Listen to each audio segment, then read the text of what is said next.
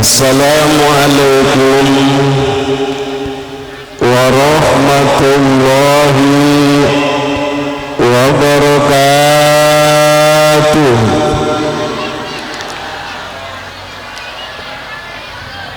Alhamdulillahilladzi asra bi'abdihi laylan minal masjidil haram ilal masjidil aqsa.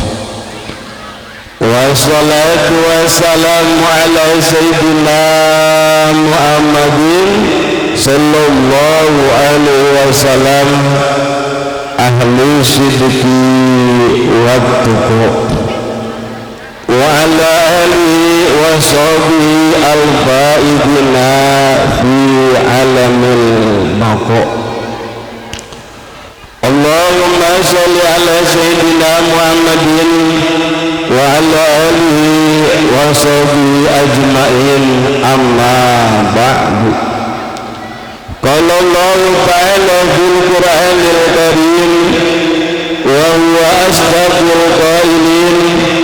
A'udzu billahi minasy syaithanir rajim.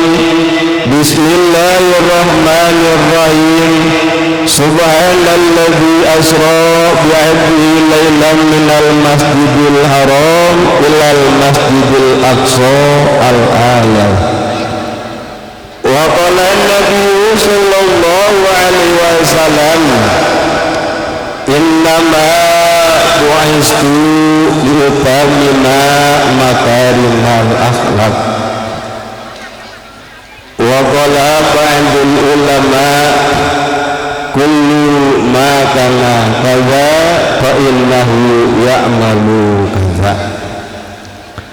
Ikhtisarul kalam yang saya hormati kepada kesatuan kita, kepada orang tua kita, guru kita, yaitu Al-Ustad Amil Angkut. Nah, kita doakan mudah-mudahan guru kita ini dipanjangkan umurnya oleh Allah, dijembarkan rezekinya, ditambah-tambah kesehatannya agar bisa memimpin kita semua. Amin amin ya rabbal alamin. Dan juga yang saya hormati aparatur pemerintah yang sudah pasti dihadiri oleh RT seumur hidup kita, yaitu RT Mahfud. Makanya saya lagi bikin di RT seumur hidup lantaran setiap acara hadir. Nah, inilah contoh. Dan juga selain Pak RT, Pak RW, alhamdulillah di tengah-tengah kita, lebih-lebih keadaan lurah kita. Tuh, makanya tadi pas lurah naik kata saya, ini si lurah apa kiai, kata saya ini. Lantaran jarang sekali kita punya lurah model di sini. Jadi penyampaiannya itu mah udah gaya-gaya kiai. Nah, makanya kita doakan mudah-mudahan aparatur pemerintah kita ini dikasih panjang umur oleh Allah, disehatkan badannya, ditambah-tambah rezekinya, dan juga supaya menjadi contoh buat kita semua. Lantaran lurah mah tolak ukur rakyat. Tadi kata guru kita, katanya Pak Amil kudunya istrinya 2. Setuju nggak nih Bu? Pak Amil, RT kita istrinya 2, setuju orang sini? Enggak setuju. Berarti kalau RT enggak setuju, gimana kalau lurah aja lurah? Istrinya 4 setuju enggak? Setuju, alhamdulillah.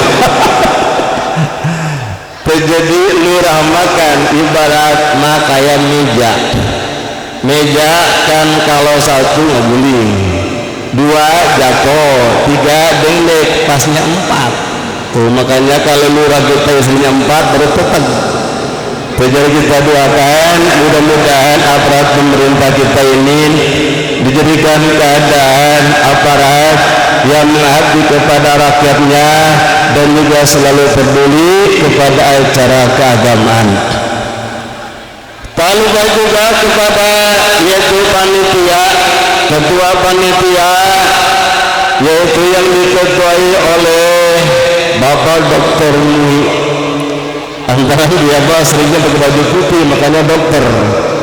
Tuh kita doakan Pak Ketua kita ini kata panitia supaya panjang umurnya, sehat badannya, jembar rezekinya, banyak anaknya. Judulnya mah satu aja lah, satu aja. Takutnya ingin murah doang. Dan juga kepada sekretaris panitia ya alhamdulillah dasar bakat kori umayyah atau kori aja, bahkan Bang Hanafi mah tuh jangan-jangan lagi jadi MC lagi berak dia mengori aja dia. Tuh jadi alhamdulillah bukan jadi mampu segini keadaan sekretaris panitia tapi ingin keadaan kori. Nah inilah keistimewaan wilayah kita, mudah-mudahan seluruh keadaan jajaran panitia yang menyelenggarakan acara ini dikasih panjang umur oleh Allah, dijembarkan rezekinya, disehatkan badannya. Bagi panitia yang belum kawin mudah-mudahan cepat punya jodoh, amin. Yang sudah dapat dua, amin. Bener nih dua. Dan juga alhamdulillah itu keadaan habaib para habaib hadir di tengah-tengah kita. Habaib ini adalah keadaan zuriat Kangjeng Rasul, yaitu Kangjeng Nabi kita, Kangjeng Nabi Muhammad sallallahu alaihi wasallam. Mudah-mudahan dengan hadirnya zuriat Kangjeng Rasul acara ini berjalan dengan lancar, penuh keberkahan dan juga menghasilkan hikmah untuk kita semua di kelak nanti. Amin amin ya rabbal alamin. Para hadirin wal hadirat rahimakumullah. Nah sebelumnya marilah kita panjatkan puja dan puji kepada Allah Subhanahu wa taala yang telah memberikan ribuan nikmat kepada kita, nikmat sehat walafiat, nikmat panjang umur, terutama nikmat iman dan Islam. Salawat dan salam marilah kita limpahkan ke baginda alam, yaitu Kangjeng Nabi kita, Kangjeng Nabi Muhammad sallallahu alaihi wasallam beserta keluarga dan sahabatnya. Mudah-mudahan kita semua kelak nanti akan mendapatkan syafaatnya. Amin amin ya robbal alamin. Para hadirin wal hadirat rahimakumullah. Jadi malam ini kita kumpul di sini dalam rangka Rajaban. Jadi saya menduduk di sini sebenarnya atau sangat gembira. Gembiranya kiri kanan perempuan. Tuh, jadi panitia bisaan musimnya ini perempuan dia kedepanin. Mana yang cakepnya yang mana kali ini ya? Jadi alhamdulillah kita malam ini kumpul di sini dalam rangka taziman wa takriman mengenang pemberangkatan Isra wal Mi'raj Kangjeng Nabi kita, Kangjeng Nabi Muhammad sallallahu alaihi wasallam. Para hadirin wal hadirat rahimakumullah. Nah kita sebagai umat Kangjeng Nabi yang sangat layak dan pantas bahkan harus kita mengetahui sepak terjang atau keistimewaan Kangjeng Nabi kita. Nah salah satu untuk mengetahui keadaan sepak terjang, untuk mengetahui keistimewaan Kangjeng Nabi kita, nah ini diantaranya diadakanlah keadaan yaitu Isra wal Mi'raj atau bahasa kampungnya mah Rajaban. Kasonanya mungkin maulidan ataupun acara-acara yang lain. Nah ini acara Rajaban yang segini gede ini modal utamanya mah perempuan. Lantaran kalau nggak ada perempuan panitia nggak bisa bikin kue, bener mui, nggak bisa lah. Kalau nggak ada perempuan, ini acara belum tentu jadi. Lantaran kan perempuan mah dompet bu ya, atau ya di rumah duit yang megang perempuan. Makanya kalau perempuan siap, hati insya Allah bakal berjalan. Makanya mudah-mudahan ibu-ibu yang ada di sini ini termasuk ibu-ibu ahli surga, amin. Nah tinggal saya tanya, mau ke surga bu? Mau gak nih? Mau duluan bu? Mau? Jadi kalau ibu-ibu mau ke surga duluan, syaratnya satu, manhaj mati duluan. Lantaran keadaan surga nggak bakal kita jamak kecuali kita melewati keadaan maut. Makanya keadaan maut ini pintu untuk menghasilkan ke surga ataupun sebaliknya inilah maut. Nah makanya alhamdulillah kita semua yang hadir di sini pengen ke surga, amin. Mudah-mudahan khususnya kita yang hadir, umumnya keluarga kita ini semuanya di mana-mana maut masuk surga Allah Subhanahu wa taala. Lantaran kalau bukan kita yang ke surga, siapa lagi? Kan syarat ke surga kan harus iman. Nah kita hadir di acara keadaan rajaban, ini kan termasuk iman. Kalau kita nggak punya iman, nggak bakal kita ngadain rajaban. Yang perlu biaya yang luar biasa, tenaganya luar biasa, waktu dan yang lainnya. Nah inilah dengan modal iman kepada Allah dan Rasulnya, nah kita mau ngadain rajaban. Makanya seandainya ibu-ibu khususnya jamaah yang lain mati malam ini, insya Allah bakal ke surga. Mau duluan bu? Nggak mau juga. Nah itulah keistimewaan orang yang mempunyai iman.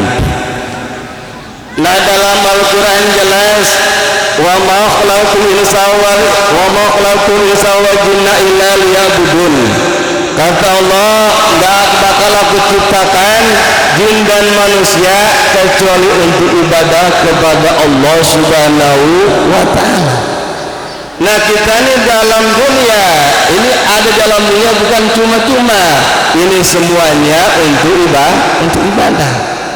Ibadahnya baik ibadah sholat, ibadah puasa, ibadah ngaji dan ibadah yang lain, yang penting kita tahu jalurnya.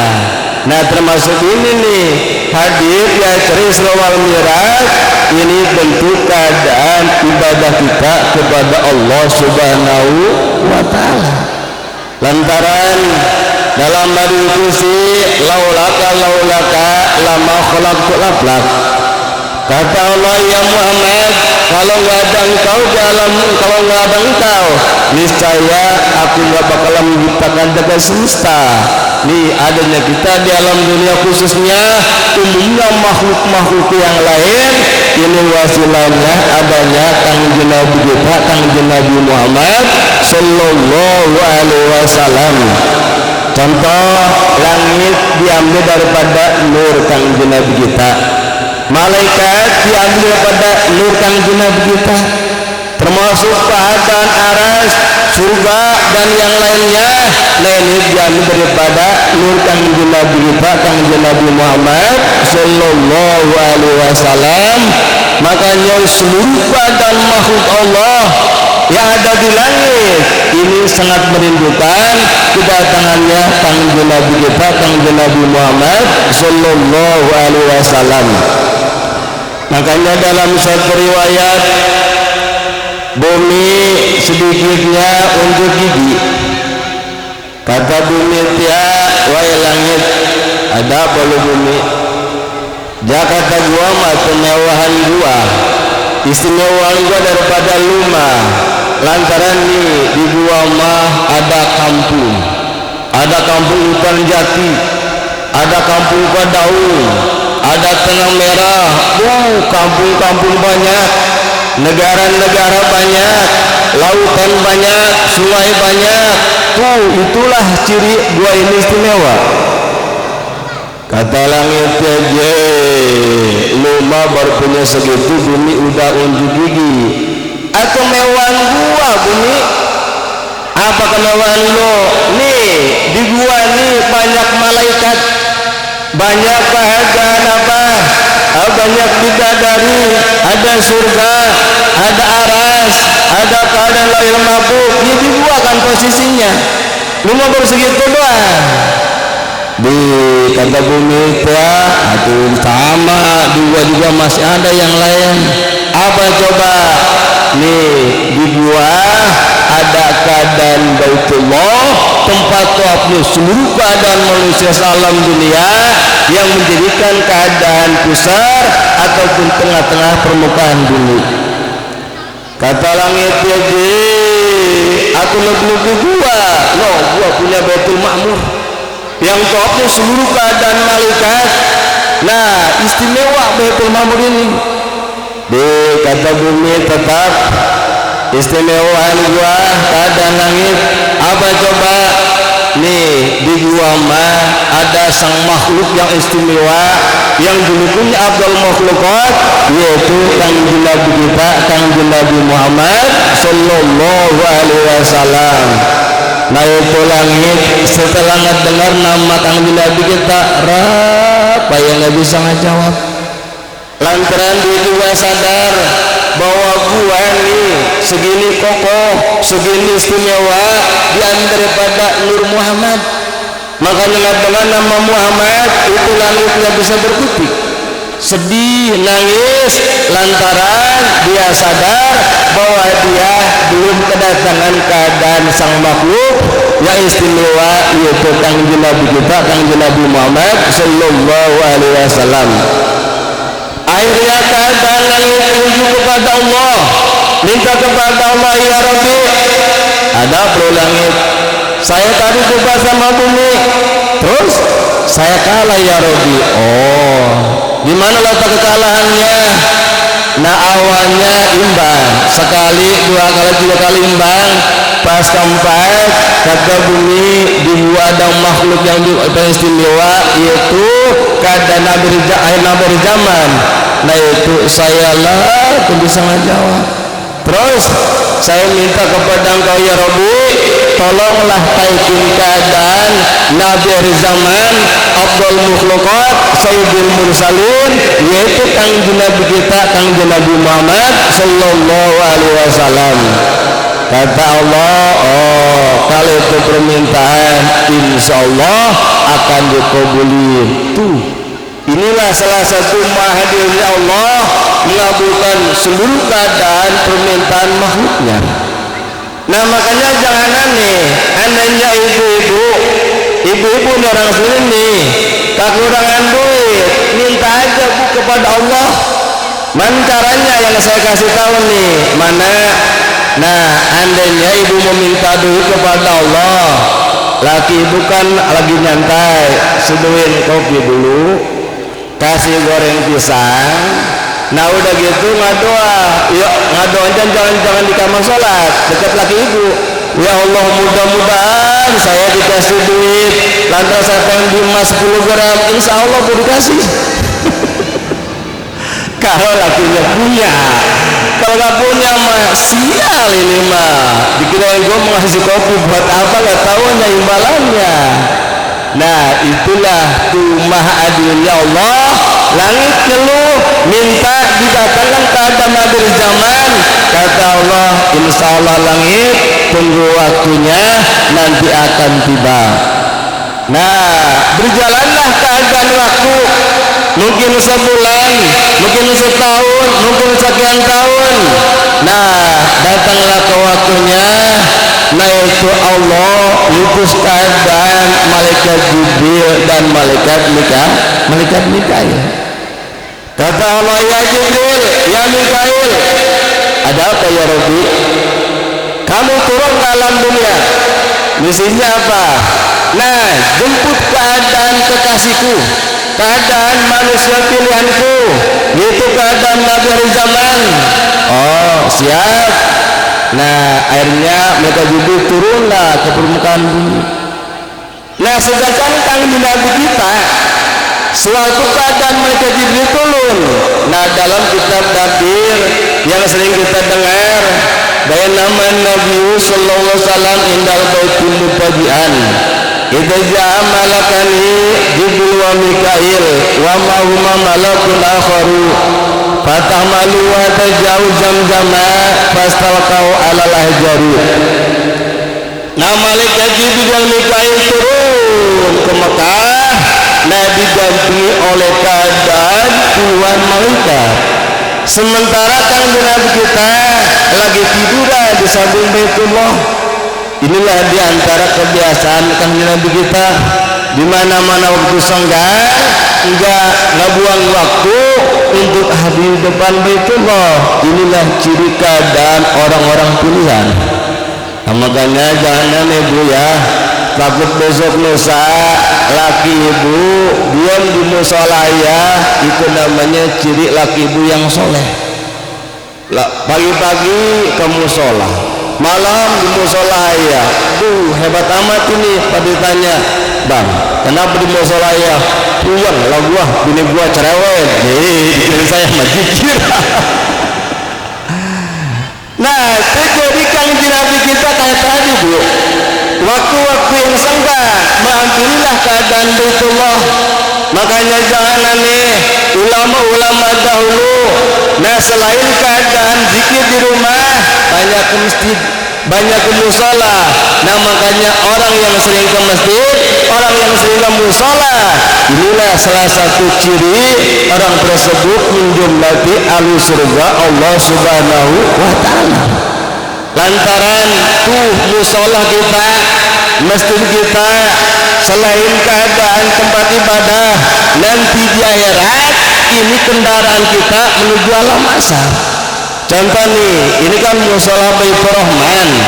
Tuh nanti setelah kiamat nih, orang hutan jati khususnya bangun di kuburannya menuju alam mahsyar kan jauh. Wakilah letaknya di negara Palestina. Nah itu kalau jalan kan lumayan. Sedangkan nanti mah nggak ada keadaan Lexus, nggak ada keadaan mobil Innova, nggak ada keadaan mobil apa Akapsul, nggak ada mobil APV, apalagi Karima. Itu mah nggak payah aja itu mah. Terjadi seluruh keadaan alam mahsyar, termasuk orang hutan jati nih. Woi, kita menuju alam mahsyar jauh amat, capek amat ya. Ini juga ya.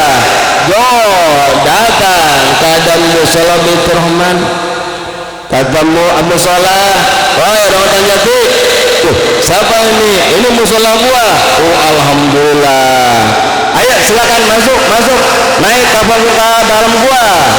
Itu orang hutan jati nih, orang box ini yang suka berjamaah ke musola, itu berlomba-lomba berangkat duluan ke musola. Contohnya, Moi datang duluan, dan nyeger di depan. Kata malaikat, nama siapa? Moi, lihat mereknya. Oh, nggak ada, mundur dikit. Mundur ke belakang, barisan kedua. Ada namanya enggak, mundur sedikit. Terus mundur, tidak tahunya jatuhnya di pintu semua. Malaikat, kok saya di pintu sih? Ya wajar mulai kamu solanya paling maghrib doang sama lebaran. Terjadi ahli musola sini, seandainya ke musolanya jarang, apalagi lebaran doang, tuh nanti menuju alam mahsyar. Nah dia jatahnya kayak kenek gantung kayak di pintu. Tuh makanya baik kita punya musola, ayo kita ramein, ayo kita isiin, lantaran ini kendaraan kita menuju alam mahsyar. Atau mungkin di blok sana kayak saudara Sofian kan dekat ke masjid, sama itu masjid Al-Hidayah, kendaraan menuju alam mahsyar. Adapun nanti posisinya tergantung keadaan keulatan dia. Kalau memang dia rajin berjamaah, selalu aktif di barisan pertama. Kalau dia kurang terus, ya potongan subur mah sama dikenek.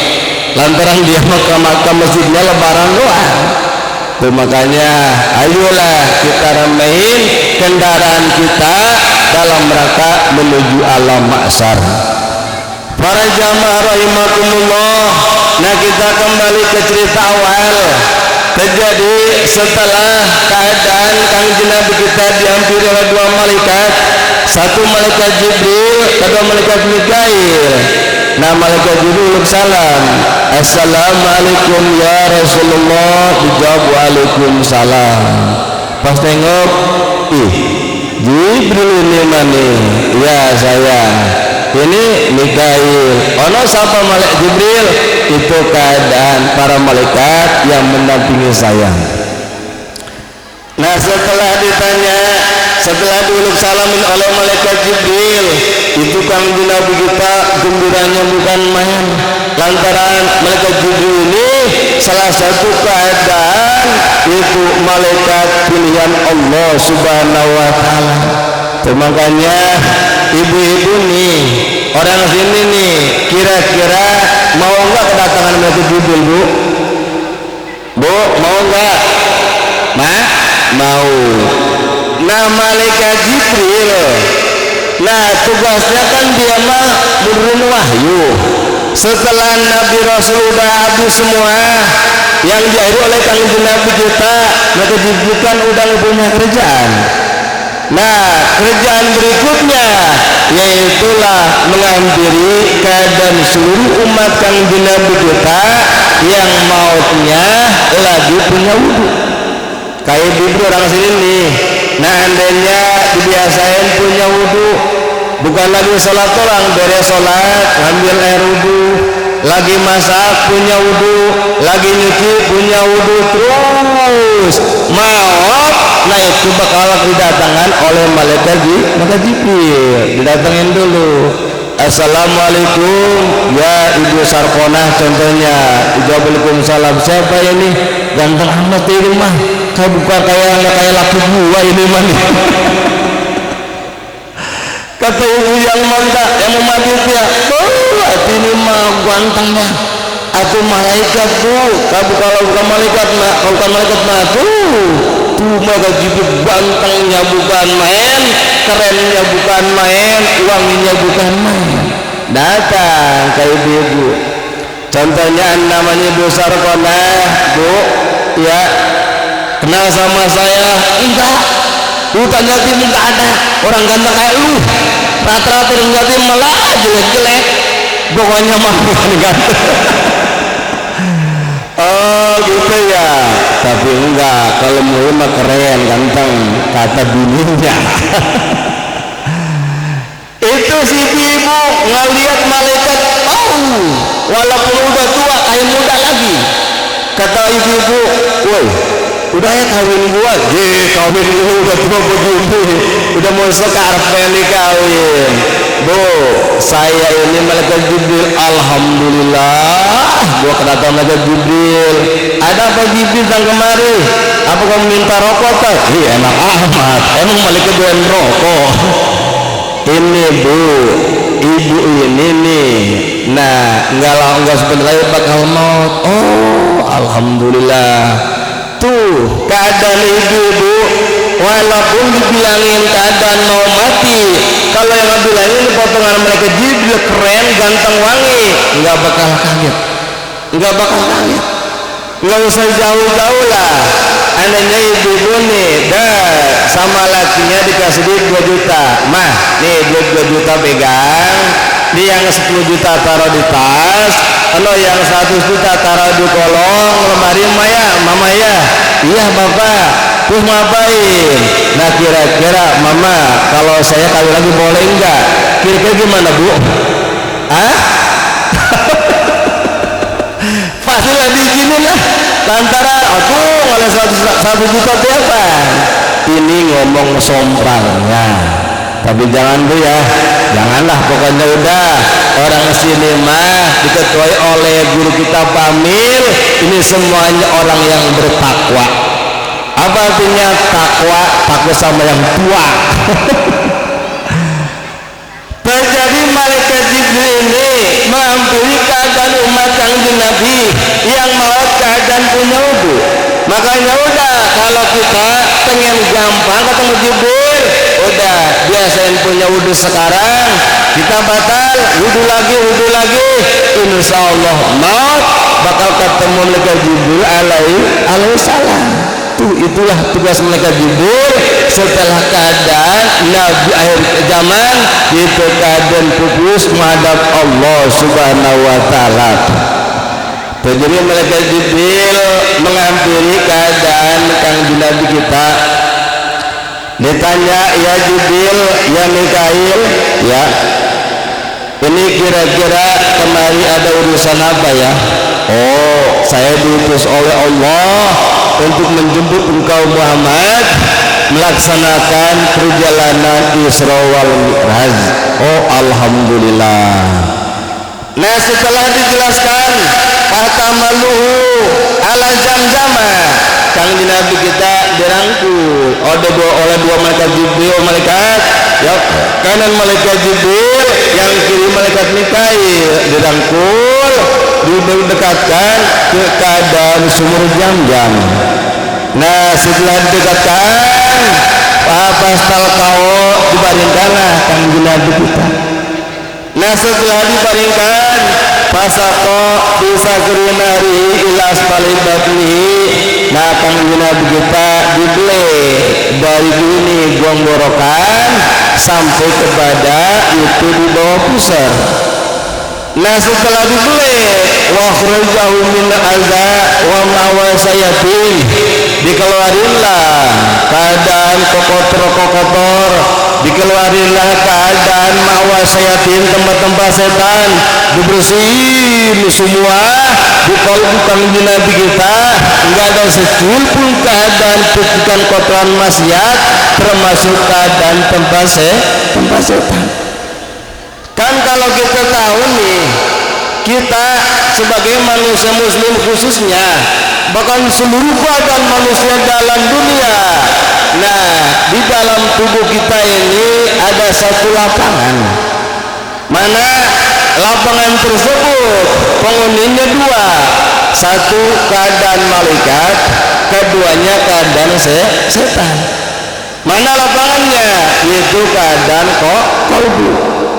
Nah, makanya orang hutan jati kalau sehari-harinya mau sholat, mau puasa, mau ngaji, mau ibadah-ibadah yang lain, berarti lapangan tersebut dikuasai oleh malaikat. Tetapi sebaliknya, andainya orang hutan jati nih sama lakinya dibilangin, mama sholat, mama dulu tuh, berarti ini dikuasai sama setan. Kalau kata lakinya, mama udah puasa, gampang puasa mah masih muda ini, berarti dikuasai sama setan. Kalau kata lakinya, mama ada apa, bikin kopi, jalan sendiri ke kaki ayah, berarti dikuasai sama setan. Kalau kata lakinya, mama boleh nggak saya kawin lagi, enak amat, berarti dikuasai sama. Tapi itu mau orang sono bu ya, orang sini insya Allah lah, insya Allah ya nih ya, iya insya Allah lah, jauh beda. Terjadi inilah keadaan kalbu, itu penghuninya dua, satu keadaan malaikat, kedua adalah setan. Nah, seandainya orang hutan jati ngedengar suara azan, baik azan subuh, azan zuhur, dan azan yang lain, berangkat menuju musola, berangkat menuju masjid, atau ke musola jauh, ke masjid jauh, di rumah aja, berarti orang hutan jati yang menang adalah malaikat. Tetapi sebaliknya, andainya orang hutan jati aduh suara azan subuh, kata dia, sial tuh anak ganggu gua ya, udah semua gua ambil spekernya habak nih, bersih. Nah, itu berarti dikuasai setan. Tuh makanya ayo kita bersihin kalbu kita bersihin keadaan tempat setan yang ada kalbu kita. Dengan cara apa? Dengan cara yaitu tolabul ilmi. di ajengan kok kenapa Kanjeng Nabi nah ini dibersihin kolbunya dari keadaan yang kotor-kotor termasuk keadaan tempat setan. Hati-hati, ini mah gambaran buat umatnya. Kanjeng Nabi mah bersih, Kanjeng Nabi judulnya nurun pokok nurun, cahaya di atas cahaya. Atau bayangin aja langit dibuat daripada cahaya Kanjeng Nabi, bumi dibuat daripada cahaya Kanjeng Nabi, seluruh badan makhluk Allah diambil daripada cahaya Kanjeng Nabi kita, Kanjeng Nabi Muhammad sallallahu alaihi wasallam. Makanya mustahil Kanjeng Nabi ada keadaan kotor atau tempat setan. Nah gambaran tadi ini gambaran untuk umatnya. Kita sebagai umatnya, nah usahakanlah bersihkan kalbu kita supaya kita mantap ibadah kepada Allah Subhanahu wa ta'ala. Nah kan orang kalau kalbunya bersih, nah itu nanti dibawa sholatnya pantang, dibawa sholatnya enak, dan juga dia nggak punya perasaan tinggi. Makanya yang tadi saya baca dalam keadaan arba surat Al-Isra, subhanalladzi asra bi'abdihi. Kok kenapa enggak menggunakan bahasa di Muhammadin atau di Rasulihi? Nah ini gambaran bahwa ibadah kepada Allah jangan coba-coba kita punya perasaan tinggi. Mana contohnya? Andainya RT kita Bapak RT mabuk sholat di Baitur Rahman, punya perasaan gua mah RT walaupun begini-begini juga tuh 150% nggak bakal usuk lantaran punya perasaan gede. Atau lurah kita sarnin ayu sholat ania di sini atau di masjid yang lain, oh potengkreng gua mah lurah makanya sepatu musuh buka seandainya. Nah itu bakal musuh walaupun dia punya kenong jabatan lantaran tuh punya perasaan. Ini mah itu mah pejabat lurah pejabat keadaan ustad anehnya guru kita salat di musola punya perasaan gua mah di sini sesepuh, gua mah di sini ustad, gua mah di sini banyak makan garamnya, tuh nggak bakal musuh. Pokoknya siapa aja baiknya punya aparat atau konglomerat atau keadaan seorang santri ustad kiai menghadap Allah punya perasaan punya jabatan 150% nggak bakal usuk. Makanya ingat diantara surah Al-Maghfirah guru kita di Cilongok konsep usul ini 3. 1 kita renungin apa yang kita baca. Kedua minimal kita keadaan tahu. Yang kedua kita jangan punya perasaan sholat ini boleh kita. Nah yang ketiga gambarilah keadaan muka guru kita lantaran tahapan awal kita untuk ibadah renungin muka guru kita, guru yang mendidik ibadah kita. Itulah 3 konsep ini supaya khusyuk dalam ibadah kepada Allah Subhanahu wa ta'ala. Jadi setelah Kanjeng Nabi kita dibelek ininya terus sampai ke bawah, dikeluarkan seluruh keadaan kotoran-kotoran, mawa setannya dibersihin semua. Nah disilah wadakhallahu ilman wa yakinan wa hilman wa islaman, diganti dengan sifat ilim, diganti dengan keimanan, diganti dengan keislaman. Makanya Kanjeng Nabi kita ini luar biasa istimewanya mendekatkan diri kepada Allah Subhanahu wa ta'ala. Tuh setelah beres disin, nah distempel lah diusap rapat, distempel lah punggungnya dengan stempelan khotamun nabiin. Kalau bahasa kita mah ciri ataupun tanda. Makanya keadaan seluruh makhluk khususnya umat kita, umat Nabi kita ini semuanya pasti punya tanda. Contohnya si anu tandanya di mana? Andainya nih kemudian tangannya di kaki, oh berarti tukang jalan. Atau tangannya di mata, oh ini berarti mata keranjang. Atau Bang Nabi tangannya dia mau di lidah, oh berarti ini mah kodi. Jadi tanda-tanda ya kayak ibu-ibu lah, pasti semuanya ada tandanya. Mal kata ibu-ibu, saya mah pengen tangan di tangan. Emang karena babu supaya gampang minta duitnya katanya.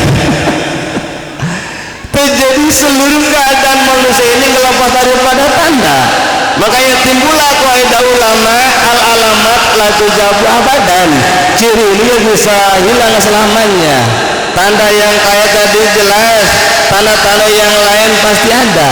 Contoh, andainya ada orang dari kecil ngaji nurut, disuruh sama orang tuanya nurut, disuruh ngaji nurut, disuruh keadaan apa-apa nurut. Nah ini ada tanda, oh ini tanda bakal jadi kiai ke depannya, kelihatan. Tetapi sebaliknya, ada orang dari kecil disuruh ke musola, ya ngomongnya mak, datang ke musola belok kiri, kain mau ditaruh di musola, peci di musola, cuci kaki dia, orang pulang ke rumah, udah sholat, udah bapak, tuh kaki saya udah basah tuh.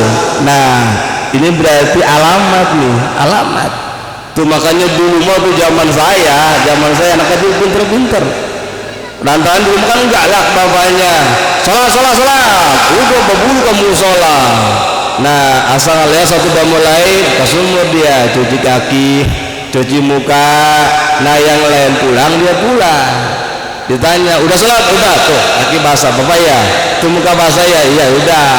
Itu zaman dulu bu, zaman dulu. Ada tapi di sini nggak ada ya, ada di sini ya nggak ada lah, yang nggak jauh beda. Nah itulah setelah keadaan beres dibedah, distempel punggungnya dengan tanda khotamun nabiin, keadaan nabi yang terakhir. Nah setelah distempel, langsung Allah mengutus malaikat Jibril. Ya Jibril, ada apa ya Rabbi? Ini kan kekasihku, makhluk keadaan pilihanku, ya. Ini kan melaksanakan Isra wal Miraj. Isra dari Makkah menuju ke dan Baitul Maqdis yang amat jauh. Miraj naik ke atas langit pertama, kedua, ketujuh sampai kepada mustawin. Ini kan buku kendaraan ya Jibril, ya. Kira-kira ya Rabbi, kendaraan yang layak yang mana? Oh Jibril, naik kamu ke surga Firdaus. Disitulah telah aku siapkan kendaraan untuk sang kekasihku, yaitu kanjeng Nabi kita, kanjeng Nabi Muhammad Sallallahu Alaihi Wasallam. Akhirnya itu malaikat Jibril langsung naik ke atas ke surga Firdaus. Nah ngeliatin kendaraan yang layak ditaiki oleh kanjeng Nabi kita, kanjeng Nabi Muhammad Sallallahu Alaihi Wasallam. Nah setelah naik ternyata Allah menyiapkan binatang buruk. Nah binatang buruk yang ada di surga Firdaus wakilnya berjumlah 40.000 keadaan ekor. Itu semuanya bu, binatang buruk, gemuknya bukan main, bagusnya bukan main, indahnya bukan main. Lantaran adanya di surga, makanannya makan rumput surga. Ya kayak kita aja lah. Contoh pian nih, pian kan punya buruk di rumah ya. Nah itu kalau dikasih makannya pagi-pagi roti, siang sedikit dikasih batagor, malu kasih susu, aku mulus kadang buruknya. Nah setelah dilihat dicariin buruk tersebut, luar biasa indahnya, luar biasa gemuknya, bagusnya, sehingga mereka juga kesulitan mana yang layak gua bawa ini. Lantaran ngambil ini bagus, ngambil ini bagus, orang juga bagus, itu mereka juga terus keliling. Nah dengan waktu yang cepat itu mereka juga ngelihat buruk yang keadaannya kurus jasa, udah kurus dia keadaan sedih. udah sedih keadaan kayak nelangsa. Kata malaikat Jibril, buruk, kok ente mah beda masih, yang lain mano gemuk-gemuk, yang lain mano subur-subur, yang lain mano keadaan bagus-bagus, kok ente mah lain? Kan di sini banyak makanan, banyak minuman, cuaca bagus. Itu buruk dia, Maya. Ditanya malaikat Jibril, sekali ditanya diam, dua kali ditanya diam, tiga kali ditanya diam, pas 4 kali ya Jibril, yang membuat aku ini gak enak makan, gak enak minum, gak enak keadaan tidur. Aku ini sedang memikirkan salah satu sang kekasihku yang sangat aku cintai, yang gak pernah lepas daripada keadaan sanubariku. Cik, kata mereka Jibril kalau orang makan jahat ini bisa lebih cinta. Wah, ini mah panitia kalau ini ya ya. Wah, ini mah nih buruk nih dapat kamar penjati kali ini. Oh, bagi kamu jatuh cinta? Iya, saya ini sangat merindukan sang kekasih saya. Kayak ibu nih waktu masih muda bu ya, waktu zaman pacaran ngelihat yang keren, sang kekasihnya makan nggak enak, minum nggak enak, tidur nggak nyenyak, paling sekali makan 2 piring, minum 2 gelas. Nah itu buruk kayak tadi tuh, sedihnya apa kangennya bukan main, sehingga selera makan hilang, selera minum hilang, termasuk selera tidur pun hilang, lantaran selalu yang terbayang adalah sang kekasih, yaitu kanjeng Nabi kita, kanjeng Nabi Muhammad sallallahu alaihi wasallam. Lantaran itu buruk, pas masuk ke surga sama Allah ditulis di jidatnya yaitu nama kanjeng Nabi kita, yaitu Ahmad, ditulis semuanya. Yang lain mah biasa, tapi ini mah kayak tadi itu kurus jasa. Oh, kata Jibril, ya buruk, berarti kamu ini sangat merindukan sang kekasih kamu. Iya. Nah sekarang mungkin Allah sudah waktunya mempertemukan engkau dengan sang kekasih engkau. Ayo ikut aku turun ke alam dunia. Itu binatang buruk bu, yang tadinya kurus jasa, mendengar bahwa dia akan dipertemukan dengan kekasihnya, itu mendadak gemuk, awaknya bagus, bulunya bagus, nggak lain daripada keadaan buruk-buruk yang lainnya. Ya percislah kayak anak muda orang hutan hati, tadinya kurus jasa, pas katamanya tong. Nah lu besok nikah sama kekasih lu, bener kok mah? Iya, itu yang tadinya lemas langsung mendadak sehat, yang tadinya keadaan kurus bisa ada gemuk, kata saking gembira-gembiranya. Nah buruk kayak tadi tuh. Nah setelah dengar, langsunglah malaikat Jibril salam membawa buruk terus dibawa turun ke bawah ke permukaan bumi, tepatnya itu di samping Baitullah, tempat tawafnya seluruh keadaan manusia.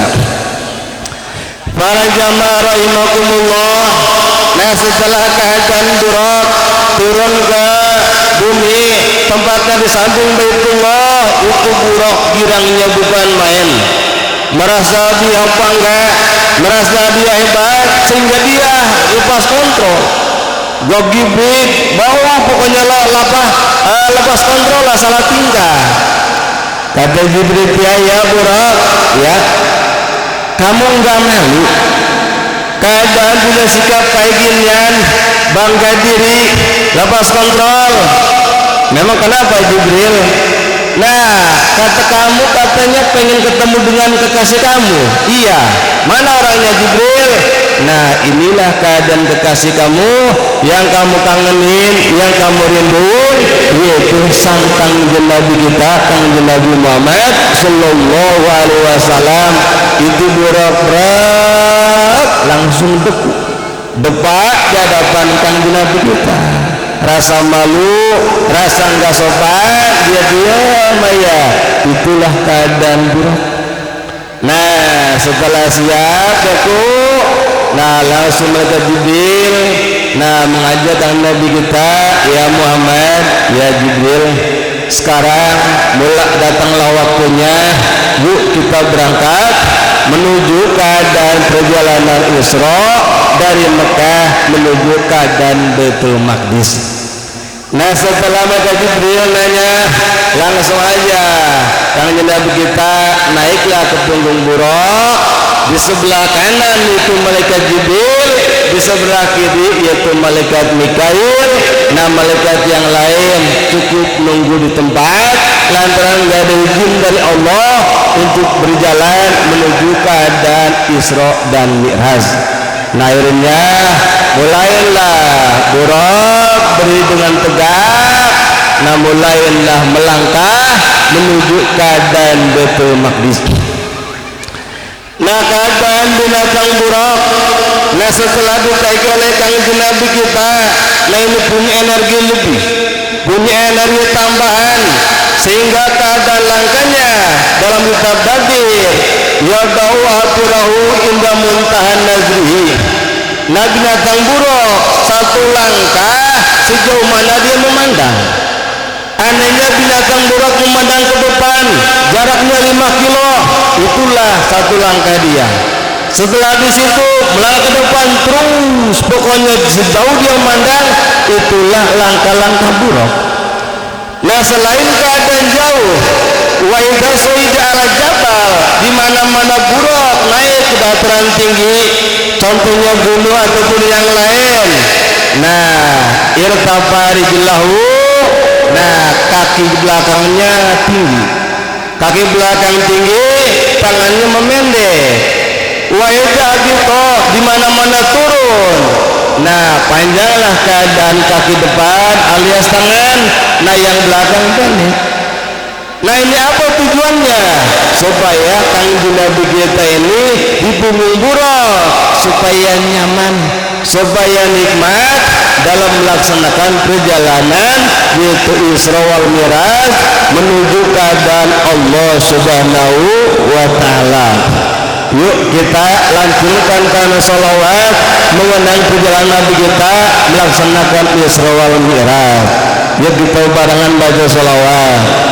Sallallahu ala Muhammad, sallallahu ala Muhammad, sallallahu ala Muhammad, sallallahu ala Muhammad, sallallahu ala Muhammad, sallallahu ala Muhammad, sallallahu ala Muhammad, sallallahu ala Muhammad.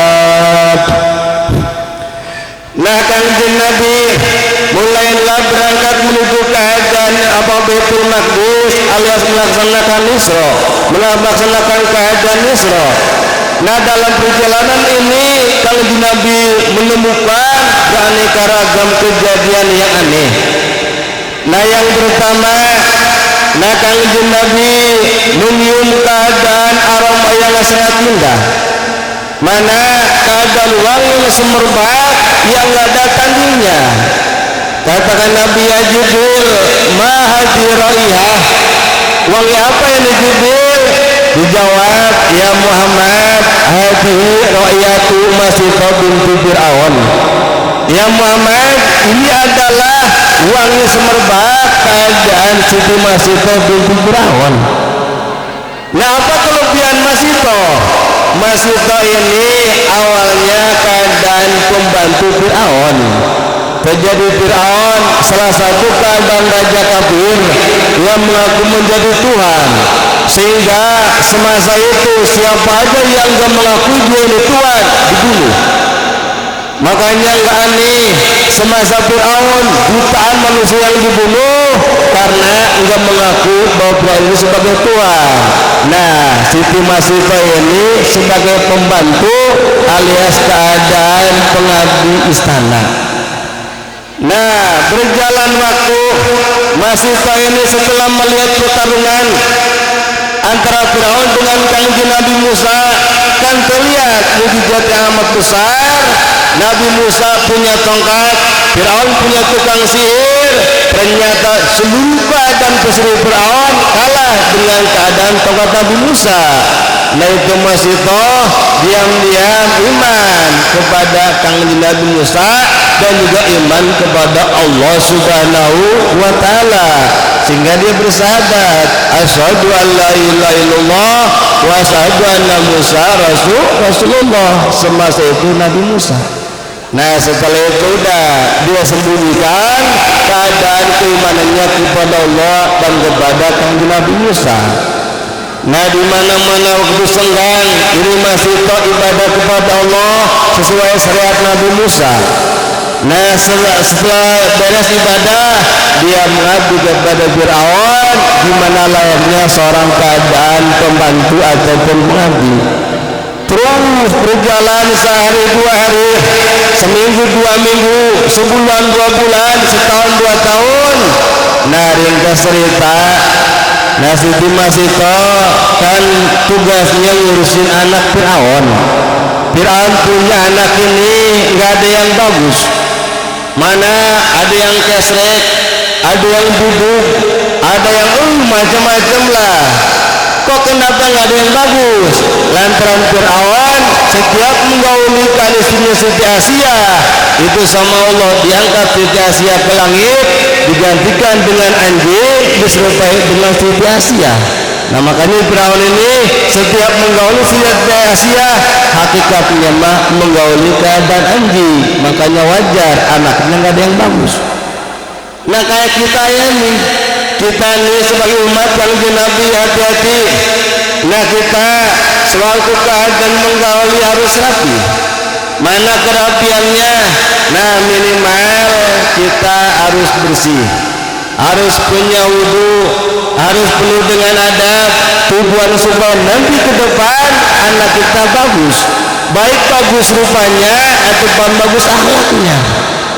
Atau yang mah gimana pengen punya anak yang bagus, ya akhlaknya istimewa, atau naiknya bu kaki masih belok, atau pakaian masih kotor, boro-boro punya wudu cemprak kayak nggak macam bismillah, atau aja pas ke depan anak ini suruh sholat embung, suruh ngaji embung, disuruh puasa apalagi. Kok kenapa setiap orang yang menggauli istrinya nggak diawali dengan keadaan bacaan bismillah? Nah itu setan narosan tuh punya gua separuh tuh ya, saham gua tuh, makanya beda ibu ya, terutama yang masih muda tuh kalau mau bersetubuh minimal punya wudu diawali dengan bismillah. Di samping kayak tadi bu ya, supaya lakinya antang. Nah asal di rumah tuh budak yang paling mahal keluarin bu. Kalau perlu makin jangan sedikit, yang tebal 5 cm lah. Terus lipstick yang mahal habis itu semua. Di depan laki udah nyengir ya, ganjaran bu, ganjaran. Pakai bedak yang bagus, pakai parfum yang bagus, lipstick yang bagus di depan suami, ini menggunakan rangkaian ibadah. Apalagi ini mah das habis isya suaminya datang, bang mau bang, oh siap. Nah ini malu surga jasad. Pokoknya udah perempuan lo pengen ke surga nggak usah jauh-jauh, asal mau nawarin lah ya udah ke surga. Suka nawarin bu. Nah itulah makanya dalam bentuk keterangan, nah perempuan kalau pengen cepat ke surga carilah keadaan ridho suami, itulah kunci ke surga. Makanya pantas kanjeng Nabi ngobrol dengan Siti Fatimah putrinya, kata Nabi, ya Fatimah ada apa ya Rasulullah, kamu pengen tahu nggak wanita ahli surga? Ya pengen lah. Nih kalau pengen tahu nih Fatimah nih, dari sini kamu berangkat di Gang Ono belok kanan, belok kiri, di situ ada rumah namanya Siti Mutia, itulah wanita ahli surga.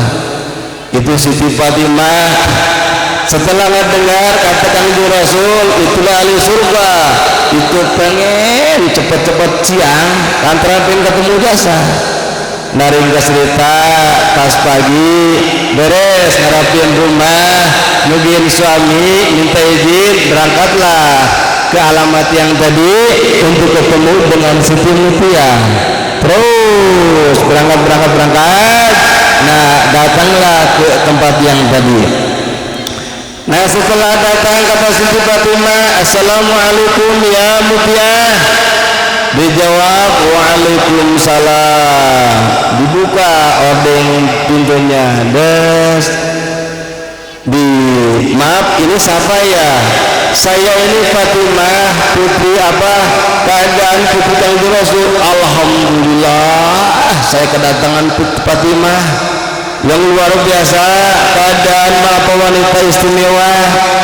Nah setelah buka ordeng, nah ditanya, Fatimah, datang ke sini mau apa? Saya mau silaturahmi Mutia. Oh mau silaturahmi ya, alhamdulillah. Tapi ini pintu pun nggak mau dibuka. Kata Fatimah, ini si Mutia pelit amat. Gue jauh-jauh datang ke sini, sang putri Kanjeng Rasul udah menyatakan diri mau silaturahmi, kok pintu nggak dibuka sih? Nah kata Siti Fatimah, ya Mutia, ada Fatimah, saya mau silaturahmi. Iya alhamdulillah. Maksudnya ini pintu buka. Aduh Fatimah maaf ya. Kenapa ya ma? Saya sendirian di rumah, suami saya udah berangkat ke medan perang atau keluar lah. Saya kan nggak tahu bahwa engkau bakal datang ke sini, sehingga saya juga minta izin untuk menerima tamu hari ini. Makanya saya maaf ya, nggak bisa izin kamu masuk. Oh begitu ya. Terus gimana bagusnya? Udah gini aja Fatimah, kalau kamu memang besok mau ke sini, saya tunggu, saya izin dulu, insya Allah kayaknya suami saya ngizinin. Oh ya, saya besok jam sekian mau ke sini. Ya udah, akhirnya Fatimah pulang. Nah pulang ke rumah. Nah besoknya jam segitu Fatimah datang lagi, cuma membawa Sayyidina Hasan yang lagi masih keadaan bayi. Digendong datang ke sini, salam. Assalamualaikum ya Fatimah, ayah Mutia. Dijawab waalaikumsalam. Pas buka ordeng itu Siti Fatimah lagi ngendong keadaan Sayyidina Hasan. Kata Mutia, aduh Fatimah, kenapa Mutia? Maaf ya, kenapa? Katanya kamu muka marinya sendirian. Memang saya izinnya sama suami saya, cuma kamu dong sendiri, nggak berikut bayi kamu. Oh berarti saya nggak bisa lah kalau begini mah. Udah gini aja dipastiin, ini biasa kemarinnya mau sendiri pemberdua. Tapi mengaulah lah ya, sendirinya berdua ya, udah sendirian lah. Benar ya. Udah akhirnya Fatimah pulang, nggak bisa masuk ke dalam rumah Siti Mutia. Nah pas pulang, hingga cerita besok datang lagi sendirian. Uluk salam, pas lihat sendirian, langsung pintu dibuka, disambut dengan gembira lantaran Siti Mutia ini kedatangan anugerah yang luar biasa, yaitu kedatangan putri Kanjeng Nabi kita, Kanjeng Nabi Muhammad sallallahu alaihi wasallam. Nah setelah Siti Fatimah masuk ke dalam, nah ngobrol panjang pendek.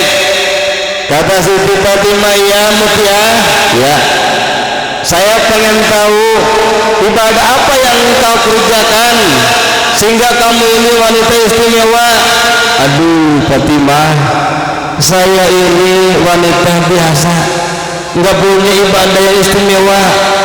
Justru engkaulah putri Kanjeng Rasul, sang keadaan apa pendamping, apa sang keadaan wanita pilihan yang julukannya Az-Zahra, wanita suci. Enggak Fatimah, saya pengen tahu coba ibadah sholat kamu gimana. Kata Siti Mutia, saya mah cuma sholat wajib doang.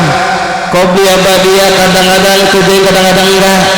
Kalau puasa saya cuma Ramadan doang. Yang lain mah sunnah mah kadang-kadang banyaknya kerjain. Oh, kata Siti Fatimah, sederhana ibadahnya ya. Nah beres ngobrol di tengah, kata Siti Mutia, Fatimah, yuk kita ke dalam aja yuk. Takut nanti di sini mah banyak yang ngeliat, saya nggak enak, nggak ngasih masuk, takut sangat pelit, nggak apa dikasih, saya belum izin sama yang lain. Akhirnya Siti Fatimah diajaklah ke dalam kamar Siti Mutia. Nah setelah masuk ke dalam kamar Siti Mutia, ternyata di dalam kamar tersebut ada 3 jenis keadaan benda yang unik. Yang satu yaitu keadaan kipas, yang kedua yaitu keadaan cucuk, nah yang ketiga keadaan kain kapan. Kata Siti Fatimah, kok ada 3 jenis peralatan yang aneh. Wah, kata Siti Fatimah, apa buat apa alat ini? Akhirnya Siti Fatimah nanya, ya Mutia, ada apa Fatimah? Boleh saya nanya? Oh silakan. Enggak